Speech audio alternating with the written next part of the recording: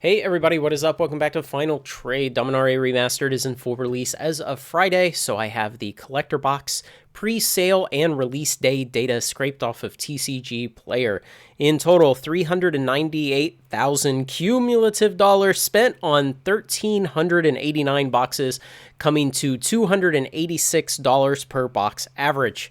Now, what can we compare it to? Of course, the last premium set that came out, Double Masters 2022, and of course Double Masters blew this out of the water by a 4-to-1 ratio on money spent on it. And of course I love cumulative spend because it really dives down to the basic measurement of how much money were people willing to part with to get this product into their hand. It normalizes across box types, across expansions, even across games.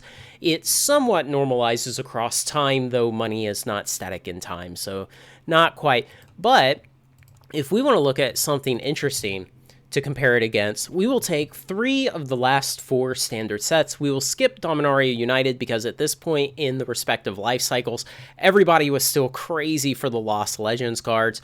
And look at this. Look how nicely they clump together. Now, they're not exactly on top. And of course, the span between Streets of New Capenna and Dominaria Remastered in terms of cumulative spend, you know, that span is probably $125,000 difference.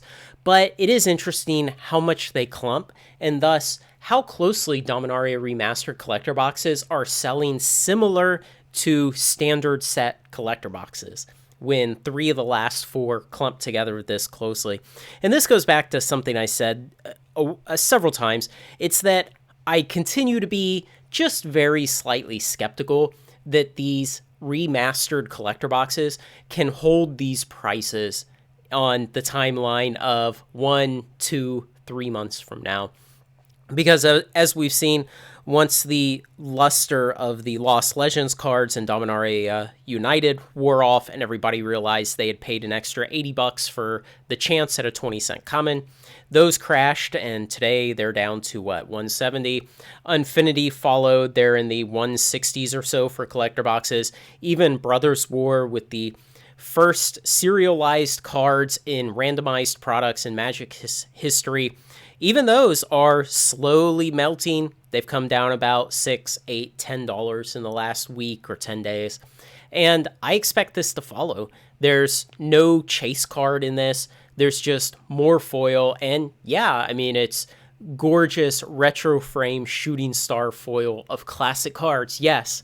But there are very, very, very few things in these collector boxes that are not at least available in the draft boxes, though they're maybe harder to pull. I don't know if they're harder to pull on a price basis. I've not examined that.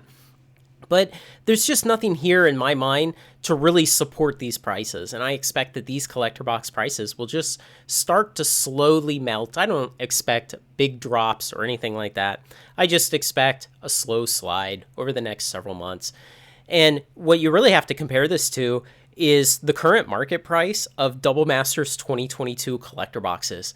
And I'll have an affiliate link below, but you can get those for $202 today. Yes, it only has 4 booster packs in it instead of 12, but my God, the power of the cards in that set, it eclipses Dominaria Remastered. You know, Dominaria Remastered has a great breadth of wonderful cards, but Double Masters 2022 had a more concentrated set of ultra powerful cards. And so that's why it just sold better. That's why it's a better bet long term.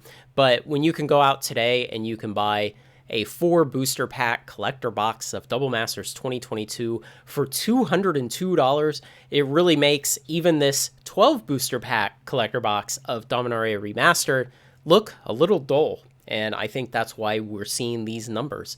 You know, we don't see this outshining standard sets. I think that's a big tell to us of what the market is saying.